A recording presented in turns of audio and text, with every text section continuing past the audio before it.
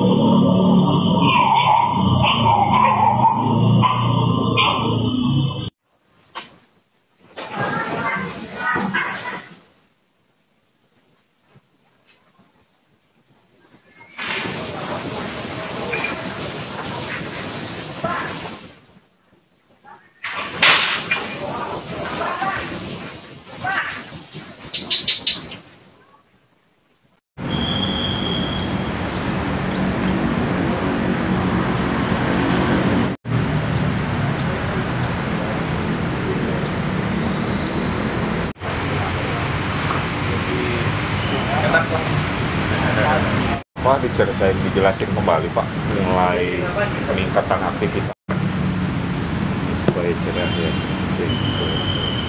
Apanya sama apa?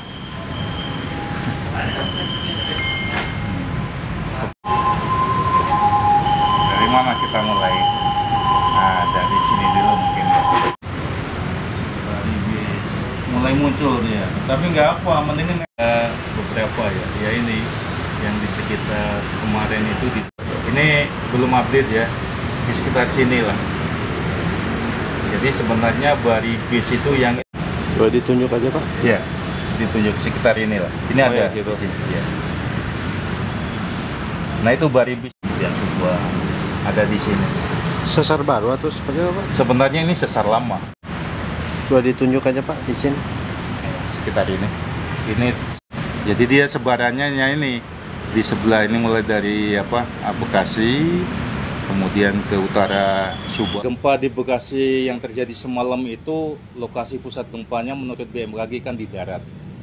Kemudian berdasarkan plotting ya dengan peta struktur geologi yang ada di wilayah Jawa, terutama Jawa bagian utara, itu berasosiasi dengan sesar aktif. Itu ada yang menyebut sesar baribis pada zonanya, zona sesar baribis, atau mungkin beberapa peneliti menyebut sebagai sesar busur belakang Jawa atau Jawa back arch thrusting ya. Itu merupakan suatu sistem. Jadi kejadian gempa bumi tersebut di darat kekuatannya 4,4 dan informasinya ada bangunan yang mengalami kerusakan di daerah Bekasi. Dan ini kami menggolongkan sebagai kejadian gempa bumi merusak di Indonesia. Artinya kejadian gempa bumi ini telah mengakibatkan adanya kerusakan bangunan ya, korban jiwa, kemudian kerugian harta benda. Dan menurut data dari katalog Badan Geologi, katalog gempa bumi merusak, kejadian gempa bumi merusak akibat sesar baribis di Bekasi itu dalam tahun ini merupakan kejadian yang ke-29. Jadi di Indonesia sudah ada 29 kejadian gempa bumi merusak. Mudah-mudahan tidak bertambah. Pak, yang penyebab dari aktifnya kembali sesar baribis di Bekasi ini apa sih Pak penyebabnya Pak? Jadi sebenarnya penyebabnya itu tadi adanya penumpukan energi ya di sepanjang sesar. Dalam hal ini baribis, mungkin juga nanti kita bicara sesar Lembang. Nah, energi ini akibat apa? Akibat adanya penunjaman di selatan Pulau Jawa. Kan di selatan Pulau Jawa ada pertemuan antara lempeng Indo-Australia dan lempeng Eurasia. Nah, pertemuan itu kan dia selalu mengakibatkan pergerakan, gesekan. Disitulah dia energi tektonik akan menumpuk. Nah, energi ini harus dilepas. Kalau tidak dilepas dalam waktu yang cukup lama, nah ini biasanya kalau sekali lepas, dia kekuatannya bisa lebih besar. Nah, jadi mudah-mudahan lebih baik dilepas lah. Dilepas, kemudian dia nanti proses tumbukan berjalan, energinya menumpuk, dilepas kembali. Jadi Baik. memang seperti itu siklusnya. Pak, hingga saat ini sendiri udah berapa kali gempa Pak untuk Baribis ini sendiri Pak? Kalau Baribis ini sebenarnya ada beberapa kali kejadian gempa ya, namun kekuatannya relatif kecil. Ini yang cukup besar. Tapi menurut sejarah di katalog ya, saya tidak begitu ini. Ada beberapa kejadian gempa bumi sekitar tahun 1800-an yang diduga itu berasosiasi bersumber dari sesar Baribis. Menjulang dari mana ke mana Pak untuk Baribis Pak? Baribis ini sebenarnya cukup panjang ya. Diduga mulai dari sebelah utara Bekasi, kemudian juga melalui wilayah utara Purwakarta, Subang, lalu ke timur lagi ke Cirebon, Majalengka, dan diperkirakan menerus ke Jawa Tengah hingga ke Surabaya. Makanya ini disebut sebagai zona sesar Baribis Kendeng. Nah, Kendeng ini kan nama lokasi tipe yang ada di Jawa Timur. Kalau yang Baribis ini kan kalau tidak salah nama suatu lokasi yang ada di Jawa Barat di Majalengka. Nah, itu tadi Baribis Kendeng atau katakanlah sesar busur belakang Jawa, sebarannya sebenarnya cukup luas, cukup panjang, melintasi wilayah Jawa Barat, Jawa Tengah, Jawa Timur. Perkirakan berapa Pak itu untuk panjangnya Pak? Ini cukup panjang ya. Kalau di Jawa Barat antara Cirebon sampai Bekasi kira-kira 250 kilo ada ya. Cuma dia nggak sepanjang itu, dia terbagi-bagi menjadi beberapa bagian. Nah, bagian ini yang disebut segmentasi. Nah, kebetulan yang gempa yang di Bekasi ini katakanlah lokasi epicenternya di sebelah barat laut dari Jatiluhur. Ya. Mungkin segmen itu yang sekarang sedang bergerak. Pak, mungkin untuk skenario terburuknya sendiri seperti apa dan langkah mitigasinya bagi masyarakat sini seperti apa mungkin Pak?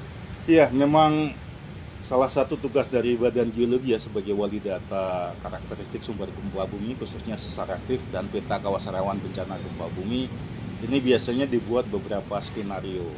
Yaitu tadi, kalau katakanlah Baribis sepanjang kurang lebih 300 kilo itu dalam sejarahnya nggak mungkin. Makanya dibuat bagian per bagian. Apalagi kejadian gempa buminya kan sebenarnya kalau yang saat ini itu bisa dikatakan kekuatannya di bawah 5. Meskipun ada dalam sejarah ya yang mencapai skala intensitas sampai 7 mmi.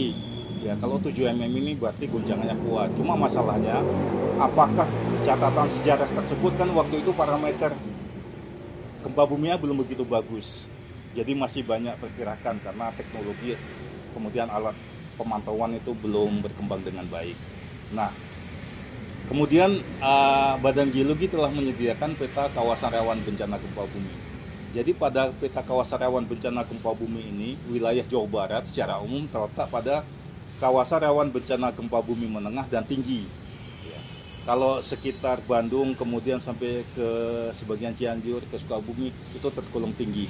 Tinggi artinya bahwa potensi goncangan di sini bisa mencapai lebih dari skala 8 mmi. Adapun wilayah lainnya itu rata-rata tergolong menengah. Menengah itu potensi goncangannya antara skala 7 mmi. Sebenarnya peta ini bisa dibuat untuk mendukung upaya mitigasi maupun penataan ruang dan masyarakat saya kira harus tahu mengetahui. Pak, untuk yang Udah terjadi gempa susulan ya, kekuatannya di bawah itu. Jadi gempa susulan itu pasti lebih kecil dari gempa utama. Himbauan kepada masyarakat Pak dengan aktivitas sesar Baribis ini apa Pak? Pertama adalah masyarakat yang berkaitan dengan kejadian gempa bumi ini jangan percaya pada isu yang tidak jelas sumbernya atau hoax. Carilah isu pada instansi terkait seperti Badan Geologi, mungkin bisa BNPB, BPBD, BMKG. Nah itu. Kemudian gempa susulan yang terjadi tetap masyarakat harus waspada, tapi kekuatannya pasti lebih kecil. Tidak ada kejadian gempa bumi susulan yang lebih besar. Kalau ada gempa bumi lagi yang lebih besar, mungkin bukan bersumber dari yang kemarin, dari sumber yang lain. Kemudian, yaitu tadi, bagi masyarakat yang rumahnya mengalami kerusakan ya mungkin bisa mengungsi sesuai dengan arahan dari pemerintah atau BPBD setempat. Lalu berikutnya, mau nggak mau setelah ini, upaya-upaya mitigasi itu mau nggak mau harus ditingkatkan. Siapkan tempat jalur evakuasi, kemudian kemudian latihan kalau terjadi gempa ke sana. Lalu kalau misalnya kita sedang berada di lantai 5, itu evakuasinya kemana, apa harus ke lantai dasar atau kemana. Ini saya kira hal-hal yang perlu untuk katakanlah dipelajari dan disiapkan oleh masyarakat.